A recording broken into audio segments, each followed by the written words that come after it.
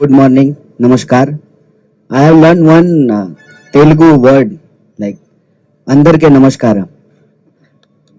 So अंदर की नहीं, अंदर अंदर की नमस्कार। अंदर की नमस्कार. मैं सबसे पहले आपका स्वागत करता हूं और हिंदी में बोलूंगा, इसके लिए आपसे माफी चाहता हूं. आपकी भाषा तेलुगु है, लेकिन मुझे तेलुगु आती नहीं है. आती तो जरूर तेलुगु में बात करता, क्योंकि हमारी नजर में भारत जोड़ो यात्रा की नजर में सारी भाषाएं एक समान है. सब भाषा, सारे लोगों की मातृभाषा जो है उसको हम बराबर का रेस्पेक्ट करते हैं. दूसरा, आप सब लोग लगातार जो है कवर कर रहे हैं भारत जोड़ो यात्रा को. एक सवाल लोग बार बार पूछ रहे हैं कि क्या जोड़ने के लिए निकले हैं. हमारे पास फेविकॉल नहीं है और जो है हम फेविक्विक भी लेकर के नहीं चल रहे हैं. भारत जोड़ो यात्रा का जो मैसेजिंग है उसमें सबसे पहले ये सवाल खुद से पूछना पड़ेगा कि आपको आपकी कोई ऐसी चीज है जो टूटी है. ये सवाल जब आप खुद से पूछेंगे तो इसका जवाब आपको मिलना शुरू हो जाएगा कि भारत जोड़ो यात्रा में हम क्या जोड़ने के लिए निकले हैं. मेरे ख्याल से कोई भी नौजवान इस देश का जिसके पास सारी डिग्रियां हैं, वो इंजीनियरिंग किया है, एमबीए किया है, पीएचडी किया है, तमाम टेक्निकल एजुकेशन लेने के बावजूद जब वो अपना सीवी लेकर के जाता है और नौकरी नहीं मिलती है, तब उम्मीदें टूटती हैं उस नौजवान की, उस नौजवान के गर्लफ्रेंड की या बॉयफ्रेंड की, उसके माँ बाप की, उसके दोस्तों की.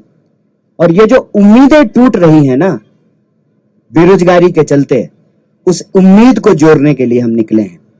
जब आपको ये खबर आती है या आप कोई वीडियो देखते हैं कि किसी इंसान को उसके पहचान के चलते, चाहे तिलक देखकर या टोपी देखकर, उसके साथ मारपीट की जा रही है, उसकी टांगें तोड़ दी गई है, तब आपका दिल टूटता है. उस टूटे हुए दिल को जोड़ने के लिए निकले हैं. इसमें हमको कोई कंफ्यूजन नहीं है. सरदार वल्लभ भाई पटेल कांग्रेस पार्टी के नेता थे, कांग्रेस पार्टी के प्रभावशाली नेता थे. उन्होंने इस देश को और कांग्रेस पार्टी ने ज्योग्राफिकली भारत को जोड़ दिया है.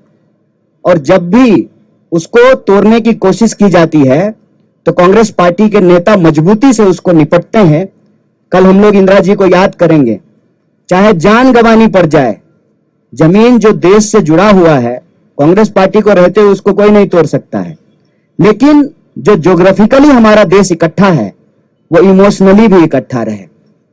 इमोशनली इकट्ठा होने का मतलब है कि हमारे पहचान के आधार पे, हमारे विचार के आधार पे, हमारे जिंदगी जीने के तौर तरीके के आधार पर, हमारी इकोनॉमिक कंडीशन के आधार पर, हमारी भाषा बोली के आधार पर कोई हमको बांट ना सके. और हम ये देखते हैं कि भारत में आज की तारीख में गरीब लगातार गरीब हो रहा है और गरीबों की संपत्ति लूट करके दो चार लोगों को मजबूत बनाया जा रहा है. तो यह जो अमीरी गरीबी की खाई है, उस खाई को हम पाटना चाहते हैं. जिस तरीके से आज small scale, medium scale industries बर्बाद हो रहे हैं, नौजवानों को नौकरियां नहीं मिल रही हैं, लाखों पोस्ट जो है वो सरकारी क्षेत्रों में खाली पड़े हुए हैं, वैकेंसीज हैं, उस उम्मीद को हम जोड़ना चाहते हैं. देश के अंदर हम देख रहे हैं कि लगातार राजनीतिक कल्चर ऐसा बनता जा रहा है कि अपने विरोधियों को चुप कराया जाता है. और यह सवाल बार बार लोग पूछते थे, विपक्ष कहां है? जो लोग देखना चाहते हैं आंख में सुरमा लगा करके देख लें, विपक्ष सड़कों पे खड़ा है. कांग्रेस पार्टी पहले भी लड़ रही थी, लेकिन हमारा मैसेज नहीं पहुंच रहा था लोगों तक.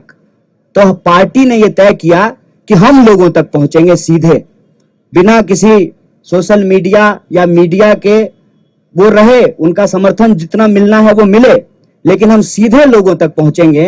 जैसे महात्मा गांधी सीधे लोगों तक पहुंचते थे, आज राहुल जी सीधे लोगों तक पहुंचने की कोशिश कर रहे हैं. एक तो ये सवाल आज कोई भी ईमानदारी से समझ सकता है कि कांग्रेस पार्टी एक मजबूत विपक्ष की भूमिका सड़कों पे निभा रही है और सिर्फ कांग्रेस पार्टी निभा रही है. कई बार यह कंफ्यूजन क्रिएट किया जाता है. यहां तेलंगाना में भी यह कंफ्यूजन है कि बीजेपी से कौन लड़ेगा. अव्वल तो बीजेपी से लड़ने का क्या मतलब है? अगर बीजेपी से लड़ने का मतलब उसकी ही विचारधारा पे चलना है तो फिर वो कोई लड़ाई नहीं है। उसको कहते हैं हमारे यहाँ कि सूडो बॉक्सिंग हो रहा है। दिन में बॉक्सिंग करेंगे, मीडिया स्टूडियो में बैठ करके बॉक्सिंग करेंगे और शाम में पैग लड़ाएंगे, तुम तुम्हारा हम हमारा, इधर का बैग उधर, उधर का बैग इधर। ये कोई लड़ाई नहीं है, विचारधारात्मक लड़ाई होती है। और इस देश में ये विचारधारात्मक लड़ाई है गोडसे और गांधी के बीच में। और इस देश ने हमेशा गांधी को चुना है, आज भी गांधी को चुनना पड़ेगा। और यह बात मैं आपसे ईमानदारी से साझा करना चाहता हूं, जो राहुल जी के बारे में परसेप्शन बनाया गया लाखों करोड़ों खर्च करके, और उस परसेप्शन के चलते जो हमारे दोस्त थे, जो उनके धूर विरोधी हुआ करते थे, वो फोन करके कहते हैं कि बहुत अच्छा काम कर रहे हैं आप लोग।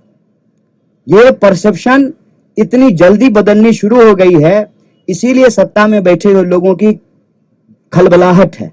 और वो भारत जोड़ो यात्रा किस लिए हो रहा है इस पे नहीं बात कर रहे हैं, जूता पे बात कर रहे हैं, टी शर्ट पे बात कर रहे हैं, कंटेनर पे बात कर रहे हैं। तो उनको जूता, टी शर्ट, कंटेनर पे बात करने दीजिए।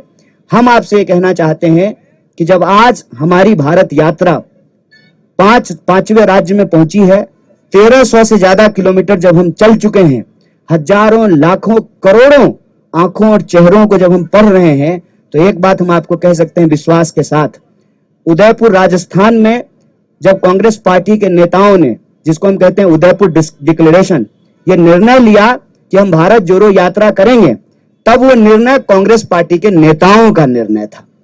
जब यात्रा की तैयारी होने लगी तब वो कांग्रेस पार्टी के कार्यकर्ताओं की यात्रा थी।